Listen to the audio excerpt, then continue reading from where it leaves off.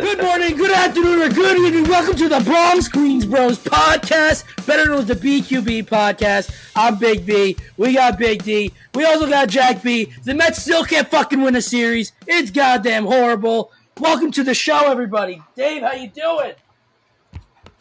Wow. I have a lot of questions. First of all, explain the money gun approach. That was unexpected. I feel like Steve Cohen today. Mother's Day weekend.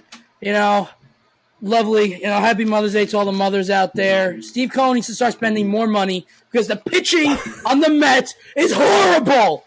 God. Yeah, I I feel like you're feeling like Steve Cohen. It's kind of like, let's spend all this money, but we're still not quite happy with the results. I'm doing good. Our last episode, wasn't the best. I think I was missed a lot, but I'm back and ready to get at it. Jack, how you doing? Dave, doing well. Happy to see you back. V, those Mets, man. Oh, man, they look rough. Doomy and gloomy times for one team in New York, but, the Yankees, they do look a bit better. We look like we're playing some entertaining baseball. Aaron Judge is back. He's been hitting some home runs. Can't wait to talk about it, guys. Let's get right into it. Now, before we get into all this fun stuff here, ladies and gentlemen, this episode is sponsored by one of the best-kept secrets in northern New Jersey. Engineering and Design Concepts, a small company doing big things. They specialize in product development, manufacturing, and test equipment. If you or anyone you know need assistance in that field, they are the company you need to contact. The link to their website will be in the description below. Now, V. How about V? Let me talk about the Yanks first. We'll get the positive juices flowing a little bit, and then we'll get to your Mets. I like it. V's burning me down personally. Jack, give me feeling good again. Yeah, the Yankees split against the Rays, guys. They've played the Rays pretty well the last two times, and I'm pretty ecstatic. I got to be honest. Game one, we lost 8-2. Domingo Germán, he looked sharp towards the beginning of the game. Wheels kind of fell off. Ended up losing 8-2. Offense wasn't really looking too hot. Rasmussen pitched really well for Tampa. Game two, the Yanks get a win, 6-5. Thanks to a huge game-winning 2-run home run, Anthony Rizzo in the 8th inning. So happy that Rizzo, I think that was the second of the game. Volpe also homered this game. It was a very exciting game. The crowd was bumping. Peralta got the save. I don't know. I feel like it's just more entertaining baseball right now. In the Bronx, it's really a refreshment to see. Saturday, we get a 9-8 W. Jimmy Cordero gets the win coming out of the pen, and guess what? 2 home runs from Aaron Judge. We have Anthony Volpe getting a bunt single, stealing second, stealing third, scoring on a wild pitch. Absolutely crazy. Who would have thought, Dave? Speed, athleticism can win you some ball games. Crazy concept. And then, unfortunately, yesterday, 8-7 loss. We did battle back, though, after being down a bunch of runs. Volpe actually hit a home run to make it a 1-run game. Jason Adam came in for the save for the Rays. Aaron Judge just misses one. It was a home run, and I believe 16 out of the 30 parks, so just missed a hit. 399. It was 114 off the bat to the deepest part of the ballpark, and Jose Siri caught it for the last out. But, man, what a difference. You could just tell the entertainment factor of the game. The Yankees look like an alive baseball team. They're exciting. They're fun to watch. They're not in last place anymore, which is great. They are 8 back of Tampa, which, not the best, but 23-19, big series coming up against Toronto. Dave, anything to add about the Yanks? Yeah, real quick, I know you and I were a little bit in disagreement last time, Jack, about how we should feel at the conclusion of the previous series. But I think we can both be in agreement here that there's a lot of positive takeaways, and we feel a lot better as Yankee fans after this one. A lot of great games, exciting games for just baseball fans in general. Real quick, Anthony Volpe, pretty impressive. First Yankee to steal his first 13 bases without getting caught. Awesome. Harrison Bader, good at baseball. Welcome back to the team, Harrison Bader. as well as Aaron Judge, getting those two guys back. Obviously huge. And yeah, Jack, I mean, this is what we played 7 of our 13 total games against the Rays this season. And how many of those games were one-run games, close Yeah. games? How many games did the Yankees just refuse to give up? And you know what? Hey, V, maybe we'll get some help with the Mets taking on the Rays this upcoming week, huh? So hopefully they can help us out and we can start closing that gap. But I think we have a lot to look forward to as Yankee fans. A lot to be happy about. Absolutely. I think one thing we undoubtedly proved is that we can play with this team. You know, we're not they're not far and away better than us. We're right there with them. And, you know, we probably have the talent advantage, but they are playing excellent baseball right now. And I think things will even out as we go through the season, but you know, I think we've proved that we can hang with this team. And great to see. Another thing, Anthony Volpe, he's been hitting 7th recently.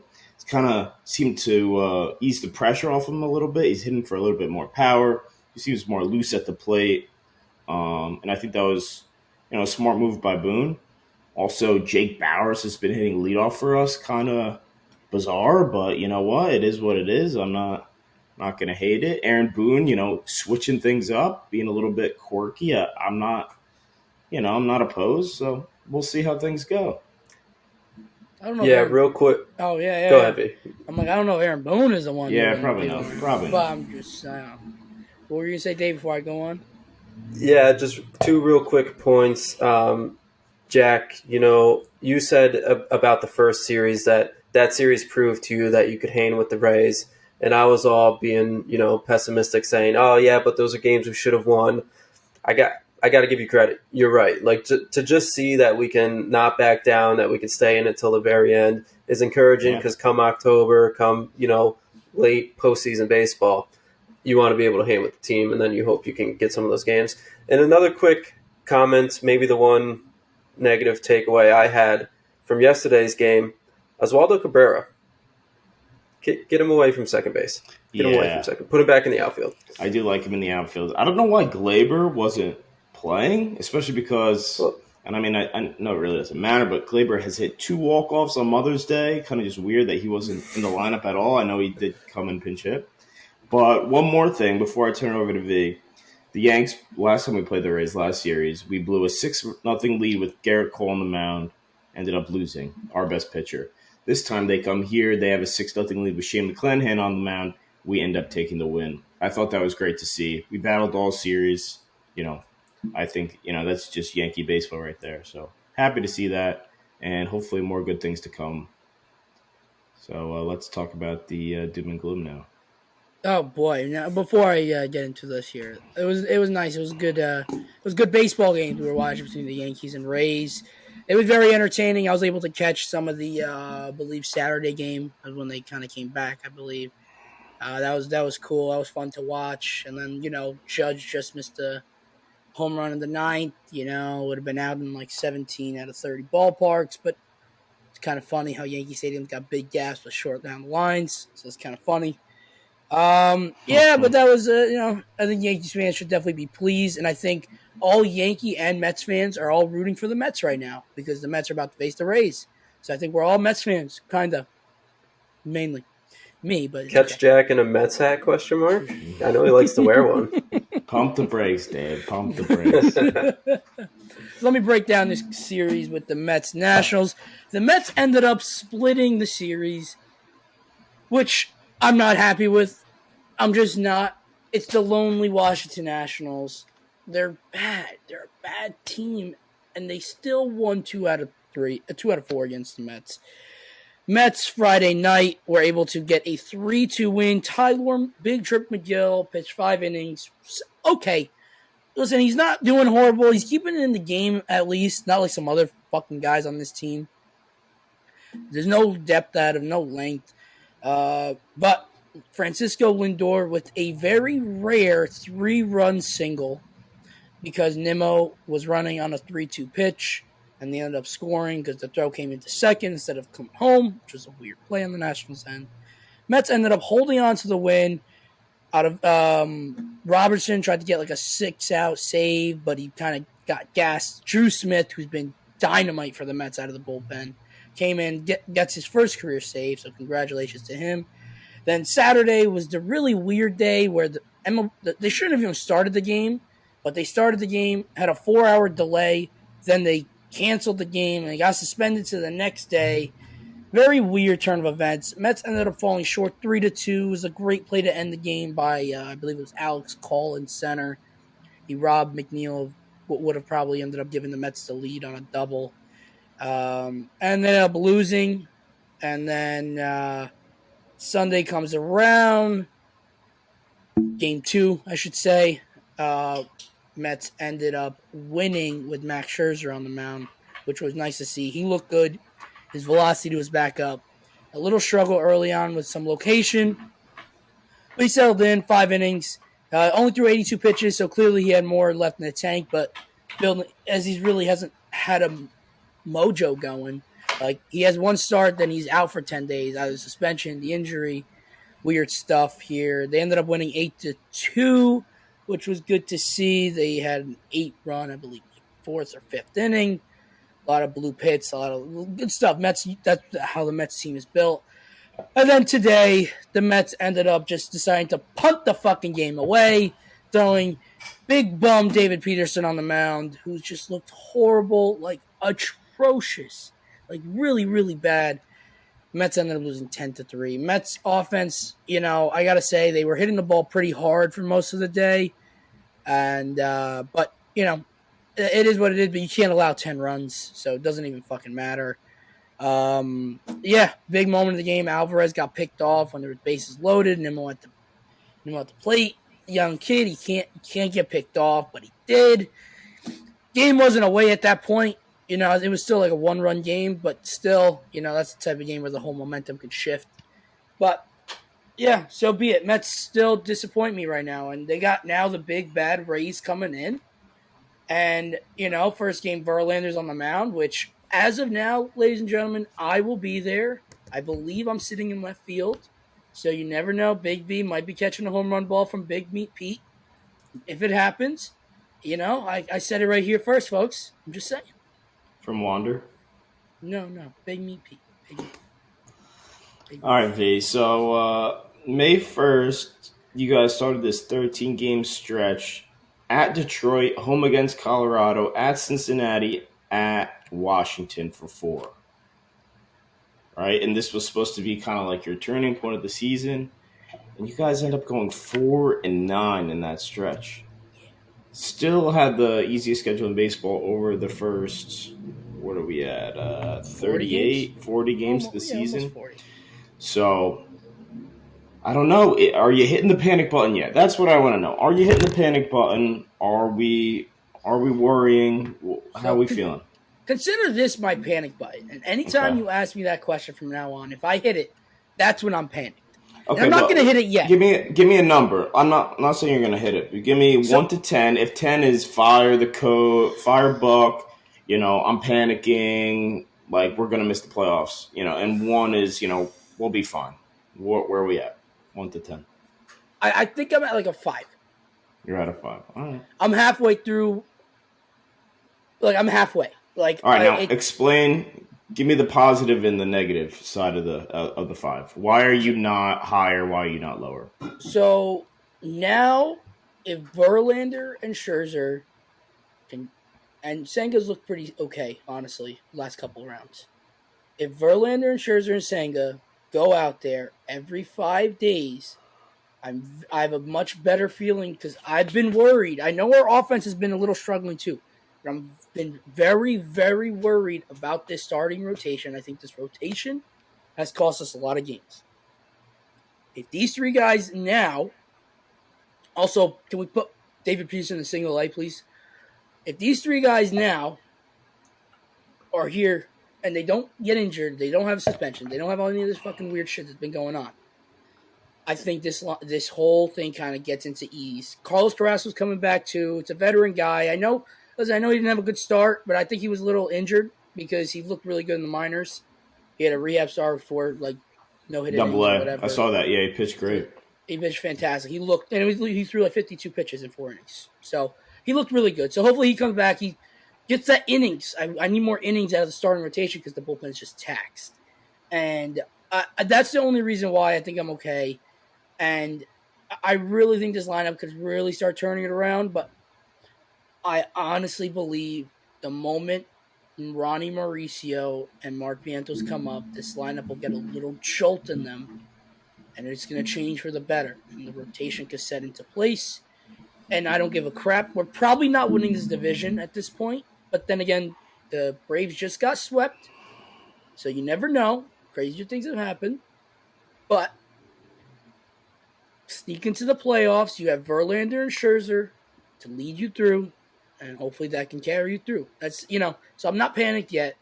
As long as I still think we're making the playoffs, which we're definitely still in this, it's still, we're a quarter of the season in. So that's where I stand. That's where I stand. Yeah, V, I know it's still obviously early, and we really got to see how this all pans out. But are you believing, or what? How have your thoughts changed on that narrative Jack highlighted a couple weeks ago about the Mets cap situation, and how why should we be having these problems when we spent this much money to construct a roster? The Mets are consistently playing down. You've even said it; they're playing down to their opponents. Yeah, well, thankfully it's not my money, but it's Well, you got the money gun. Well, dude, in the first 5 seconds, you shot money right at our faces. What do you mean it's not your money? One thing though, V, it is not your money, but those ticket prices, they're going to keep climbing up, That's the economy crashing. Let me just explain here. So, that's a good question. Jack made a good point before the season started about his worry about the Mets was, I believe it was pressure, expectation, something along that line. He's on the money right now because I feel like right now every person on this team is trying to do everything in their power to win the game besides play their game of baseball. And if they play their game of baseball, the Mets will win games. It's ironic, but it's every time Lindor or Pete is up in a big spot, besides that Lindor, single, which was a great at bat, I feel like they're just trying to hit a tank every single time. Yeah. And Nimmo's been honestly fantastic. The guy's in top 5 in average on base percentage. Besides today, he's been playing very good defense, steals a few bags, But the Mets are missing power, and if the Mets are missing power and they're now trying to swing for power, especially out of guys like Canna and Marte, McNeil's not going to have that power. Beatty, good start, seems to be a little slumping now. Alvarez, same thing, got hot, cold now. There's a lot of things not clicking, and I'm a firm believer that it's going to start clicking. Also, the Mets have played the least amount of home games out of every Major League Baseball team. I know they've had an easy schedule, but I'm going to counteract that with the home play. Not that it's a good excuse, but maybe they're going to be very good at home. That's what I'm going to just pray for. Listen, I'm a statistician out here. I don't really know, but I need the Mets to start playing better for my own sanity. Oh, man. You had me until you said that home stab, man. I immediately tuned out as soon as he said that. Yeah, just immediately. I no longer care. As did all of our tens and tens of viewers. You know what I'm saying? Yeah. Real quick side comment. You and I have both congratulated Jack on being right, and I think we need to just stop doing that because love you, Jack, but I don't want your head to get too big. Yeah. So next time go ahead, Jack. I was just going to say, V, and we were alluding to this a bit the last episode, kind of how when there's a lack of big hits, it almost becomes a thing where you feel like you have to hit the 6-run home run or the 7-run home run or get the big hit, right? You kind of feel the pressure building, right? And I feel like that's just perfectly personifies the Mets right now. They're putting so much – you could just see it with these at-bats, especially Pete. And, I mean, it might just be the way he takes huge cuts, but it seems like, he's trying so hard to get that big hit. He's trying – and I think Lindor did a good job, like you said, getting that single. It was a great at-bat, stayed within himself and got the hit. But, I think it's just a common thing for this team. And one more, go ahead, V. And No, then I was I gonna want say to say Lindor with some more doubles as well, man. This guy's a yeah, doubles machine. yeah, he is.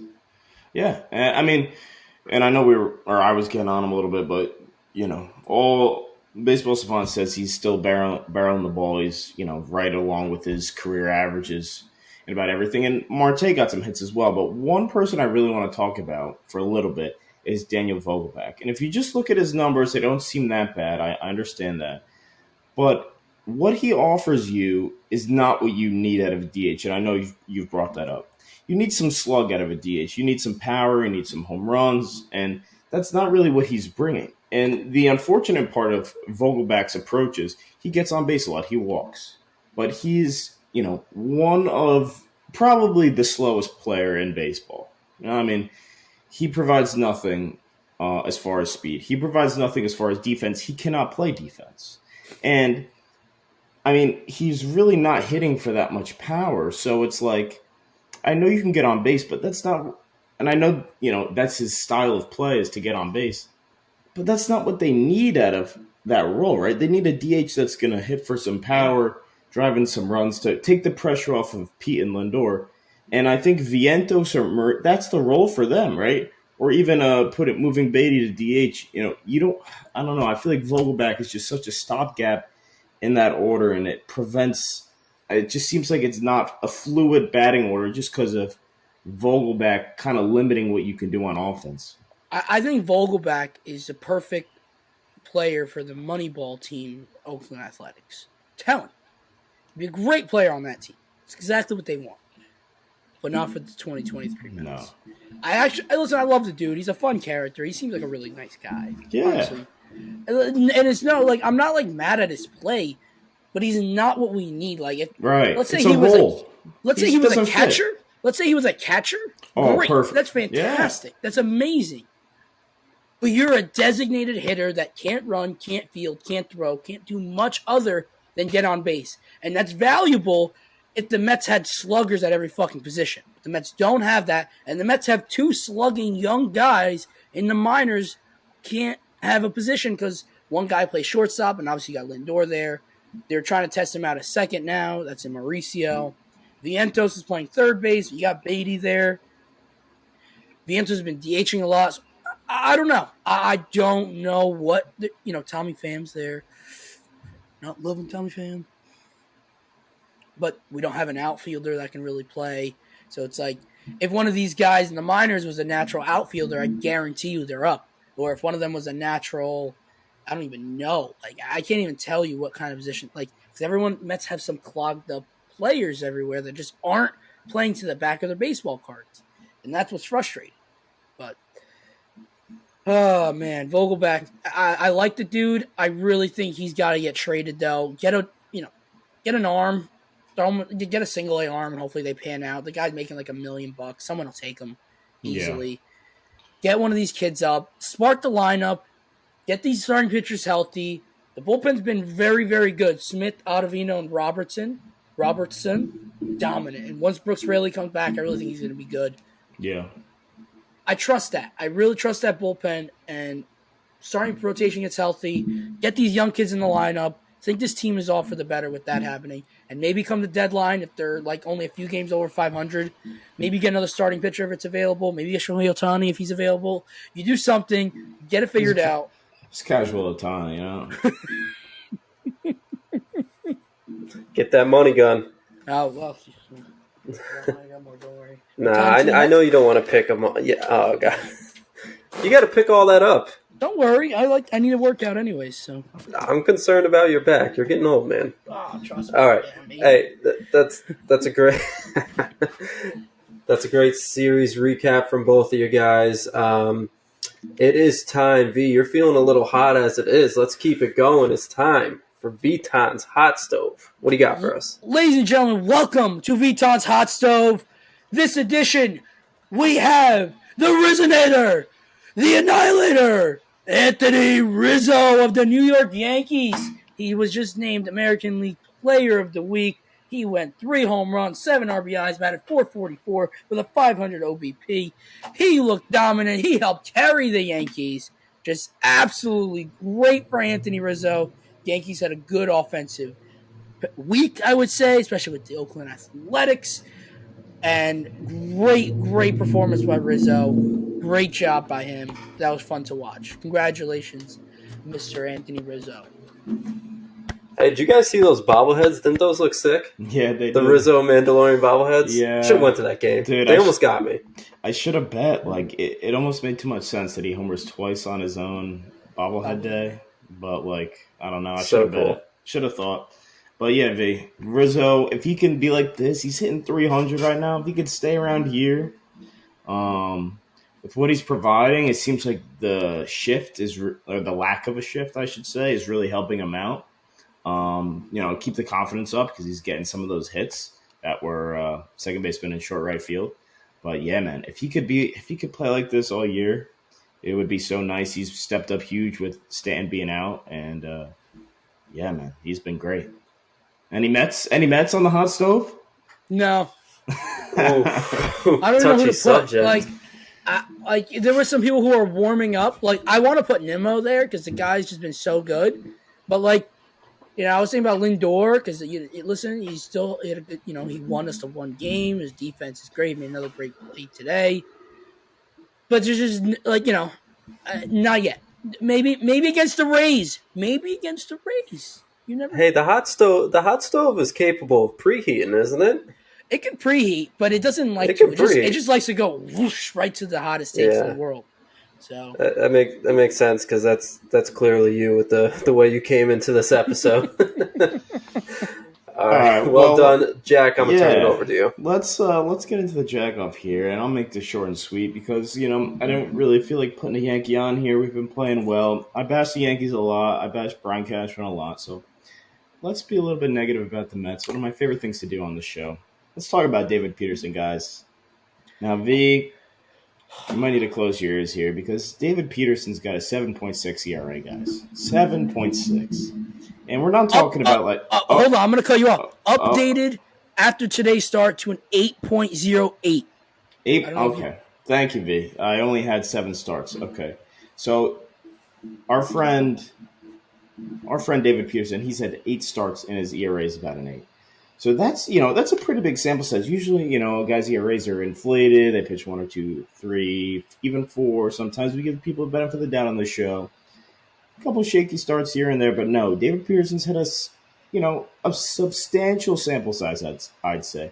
He leads the MLB in earned runs with 29. He's given up 8 home runs, which would match 8 home runs, 11 he gave up all of last year, and 11 he gave up all in 2021. Buddy just looks lost, if we're being honest. He just looks lost out there. His ERA plus is 54. His whip is 1.7. He just seems like he gets hit hard, and he seems overmatched out there. And, V, I hate to tell you, but I think you're going to have to go in a different way. You're going to need to get a different starter. It's almost malpractice to give this guy another opportunity to pitch. I think he's got to be either DFA'd or sent down. There's just no way, right? He's got to get sent to AA. He's got to get sent to AAA. He's got to get sent somewhere else. The Long Island Ducks, the Savannah baseball team. I don't give a fuck where they send this dude. He cannot be on this major league team anymore. Like, the Mets are 1-7 in his starts. Like, wow. That's bad. I think the Mets would have a better chance with me on the mound. And I throw 40 miles an hour. But, I don't know what's going on. Like, it's frustrating because he had a really good year last year. And he had a great spring training. And it's like his confidence just went to the tank. He just looks bad. Like, I want Jose Budo back. The guy was actually okay compared to this. God, he can't get another turn in this rotation. Like, if they give him one more shot, I might lose my fucking mind. I don't understand why they would. It'd be really bad. The biggest thing, especially with MLB pitching, starting pitching, is you got to give your team a chance to win the game. And that's what he's just not doing. I mean, he'll just get rocked in an inning, and the game's basically over at that point. And what we've been saying about the Mets, they get in these big deficits, and then the pressure mounts and they don't end up hitting. So yeah, that's what I got. David Peterson. I don't think you're going to get another start, but if you do, let's step it up. All right, let's step it up. That's a couple weeks in a row where it seems like the Yankees are dominating these segments in terms of positivity, and the Mets are on the more negative side. So let's see how that continues or if it changes. But it is time for our Big D's Big Odds weekly challenge. Last week, you fellas tied, and I mostly blame that on my absence in the second episode. I didn't give you guys a chance to really stir things up. But what that also indicates, it is more prevalent for the fans to participate on Twitter, because you guys can really dictate the game and award these gentlemen some extra points. So follow along, give us a follow, and look out for the polls every twice a week. So let's go ahead and start it off. V, we're going to start with you with the Yankees line. Okay. Harrison Bader, good at baseball. He has hit in .333 since he's come back. I'm going to set an over-under line on his batting average after the series. So not necessarily during the 3-game series against the Blue Jays, but after the series. Over-under 350. Whew. Oh, boy. Oh, boy. Oh, boy. Oh, boy. Hey, V. Yes. Just so you know, Bader not in the lineup today. Not in the lineup today. Not in the lineup today. But probably will pinch hit considering Aaron Hicks is playing center field. They're gonna want to get his ass. They're gonna want to get his ass out of there. I'm gonna take the under. You still have a good series, but I'm gonna just take the under.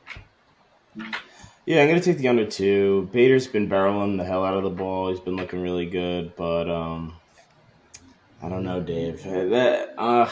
In V's wise words, I'm a gambling man. So. All right, fair enough. I love it.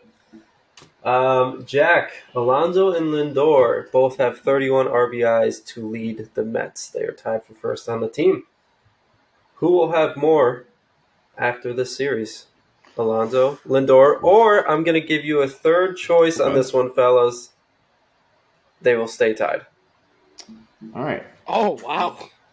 I'm going to go with Lindor. I'm feeling like the Rays are going to have a really good scouting report for Pete. I kind of just can sense it. They always got good scouting reports. I think they're going to give him a lot of up and in fastballs, jam him a little bit. He might have a tough series, so I'm going to go with Lindor, thinking he does well, continues his good play of late. I'm gonna go with the unlikely tied scenario here. Oh. With no other reason than I believe both of them will get 2 RBIs in this series. Very nice. I like it. I finally offer up a third choice, and Big V jumps on it. What can I say? Hey, V. So far this season, Judge has 1 hit in 12 at-bats against the Blue Jays. I'm going to give you an over-under line on his hits for this upcoming 3-game series at 3.5. I'm going to smack the over. I think Judge is hitting the ball well. And, I think he'll continue against the Blue Jays. I'm going to have to agree with you, V. I'm thinking the over here. Judge, he's looking good. He's smacking the ball around. Just barreling the ball. A lot of exit velo, so I'm taking the over on Judge. You guys are just being too nice to each other this whole episode. It's good to see, but it's also not good to see, you know? Hey, Jack, Brandon Nimmo has 68 total bases and 150 at-bats. That averages 2.2 bases per at-bats.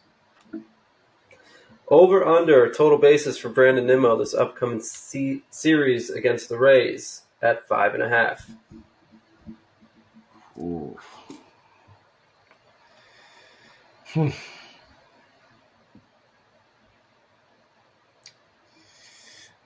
I'm going to go with the under here on Nimmo. I know he's been hitting the ball well, but the Rays, they're just a good team. I don't know if the Mets, I don't know. The lights might be a little too bright for the Mets against the Rays. You heard it here first, as V likes to say. Well, listen, Nimmo will get the over on this one. Brandon will walk. He'll bunt. He can get a hold of one or two. He easily can get over 5.5 here. I think he gets 7. Down right now. All right, I love it. Hey, right now, this was this morning, so I don't know how this has changed since the conclusion of the Mets game today.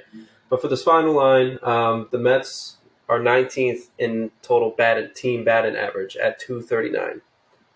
Yeah, can't imagine it swayed much. Yankees are actually right behind him, Jack, batting 238. Come on. So, simple question to you fellas is, after this series, which team will have a higher total batting average? V, I'll let you go first. Oh, thanks. You're welcome. The Mets have the lead, so I'm going to just stick with them. Riveting stuff from V right there. Yeah, wait, Jack, can I ask V a quick question? Sure, guys. He always answers so confidently, and then he goes to write something. What are you writing down? Are you actually writing anything? Well, I write down my little notes here. What did you just write? Mets? I'm a big firm believer in manifestation, so I just write Mets. He's writing Mets. He's writing Mets like Mets 1,000 team times. batting average. I'm gonna start doing that during every episode. Mets. No,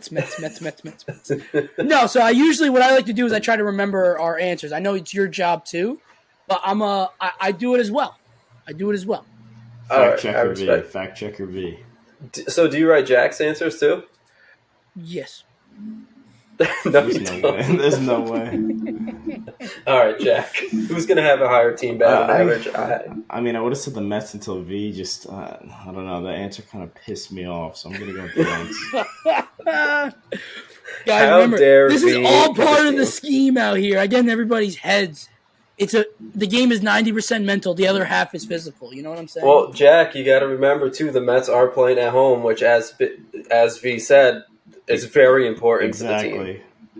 Exactly. How can I forget? Hey, guys, again, if you're a listener, make sure to vote along. I have something special coming for you guys next week, and I'm going to give you and the listeners a little bit of a teaser. It's going to be the first edition of Big D's Add 'em Up, where I'm going to list a stat line and 3 players, and you got to create the total in your head of what that stat line is. That's all I'm going to say for now. But stay tuned because you can win extra bonus points in next week's Big D's Big Odds. Wow. Guys, if you don't mind, I have a question I'd like to ask you guys before we end this episode. You got a question, Vic? I got a question. Big D's always got big questions. It's more of a you can have your own fun with it if you want. I'd also be intrigued if any viewers have some fun stuff, as I'm definitely going to post all over social media. If you could change one thing about the game of baseball, an MLB, it could be a rule, it could be a roster, it could be anything you could want to change in the game of baseball, what would it be?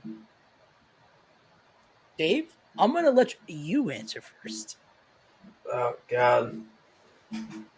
You know what my answer is? This is the first thing that comes to mind, and I actually think it's an answer that can be applicable to almost any sport nowadays. But I think so in baseball, and I don't know what part deep down inside of me wants this to be the case, but it does. I think we need more intense rivalries. I think that would add such a layer of excitement. Jack, could you imagine this past series? Obviously there's beef between the teams, but can we see the beef? Can we we need more bad guys. We need more A-Rods. We need more we need more bad guys to stir things up, and I think that's true. We need more villains amongst all sports, and we need Josh Donaldson back, is what we need. The bringer, dude. He's been out for so long. We'll need him back. So that's my answer. I think that would add a lot to viewership, excitement. Obviously, like, you don't want people throwing punches, but I'd see a punch or two, you know? Dave, that I feel like that bodes well into mine. And this is I'll give my real answer right after, but this is a quick one. Did you guys see that whole thing with Bryce Harper and the Rockies?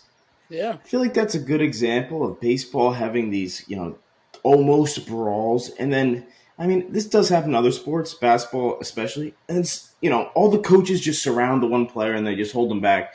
And then they just yell at each other. It's kind of just boring. And I hate to be like the back in the day guy, but I'm just going to go here because there used to be like kind of sick fights that would go on. And I feel like, although the game, like, I'm sure the league doesn't want fights, they're kind of exciting. And, dude, if you go on YouTube and you look up MLB fights, millions and millions and millions of views, probably more views you'll see than on like some highlight videos. It's crazy. But, they're exciting. I still remember the Coco Crisp James Shields fight. I still remember the A-Rod and that one pitcher on the Red Sox and Veritek. Well, I remember the A-Rod, Veritek. Yeah, I think it was Bronson Arroyo. It was a long time ago. But those, I don't know, the fights are kind of cool. So I just hate when the coach holds them back and they're just yelling at each other. I feel like that's stupid. But my real answer is I think the true 3 outcomes kind of sucks. I know it's like very analytical and it's how the game's going, but true 3 outcomes and the real 3 outcomes, whatever you want to call it, I think it's kind of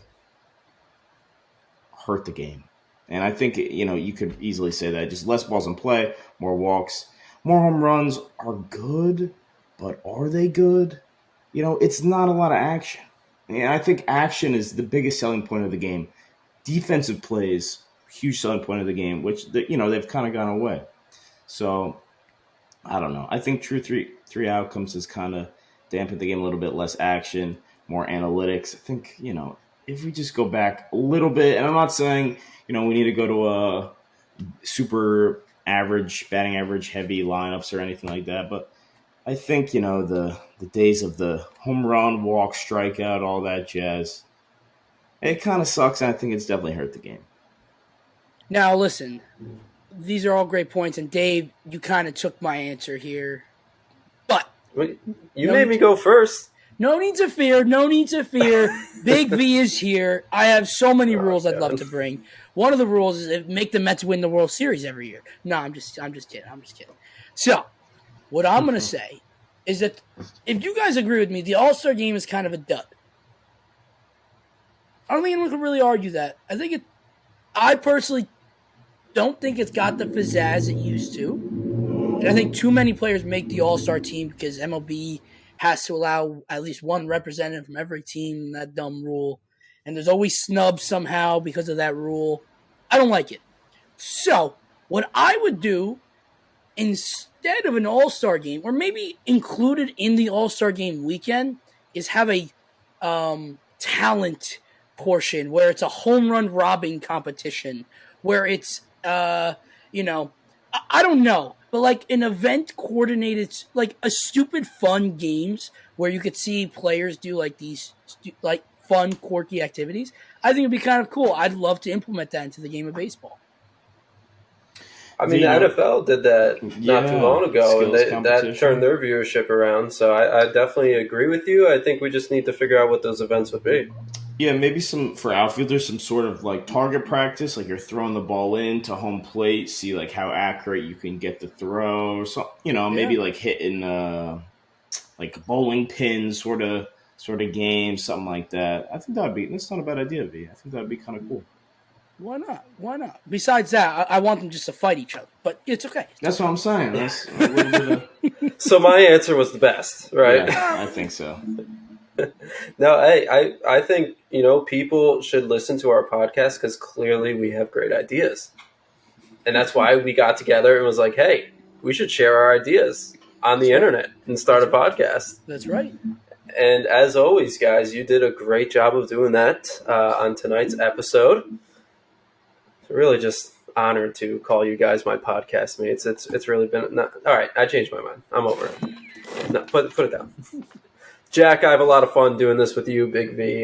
You're here because we feel obligated at this point. What? Who are you crowning? The Mets. Bullshit.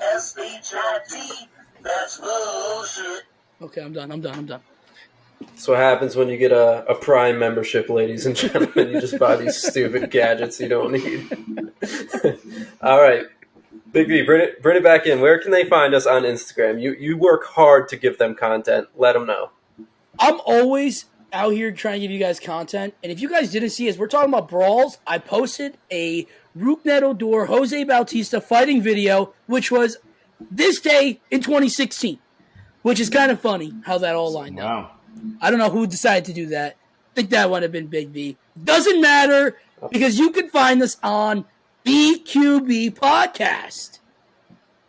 That's right. That was the longest wind answer to get us to the Instagram. Attaboy. And Jack, we're on TikTok too, right? Also on the talk, BQB Podcast. Short and sweet. Like that, man? That's how we like it. And it's essential you follow us on Twitter now too, because you need to engage in our polls. If not, I will become depressed. Big V will become depressed, and Jack will also become depressed. We'll all be depressed, and no one wants us to be depressed. So follow along and listen to us wherever you get your podcast. Spotify. Dude, you gotta stop doing this while I'm talking. I'm trying to speak, and I just get. What are you even shooting money at? How does this apply at all? It's a podcast. I'm shooting money to podcast. Okay. Well, you can listen to us, Spotify, Apple Podcasts, Google, all that stuff. And if you like us, order something on Amazon, not that we're sponsored by them, and tell your delivery driver to listen to us because he'll love us. So with that being said, great episode. We'll catch you guys next time.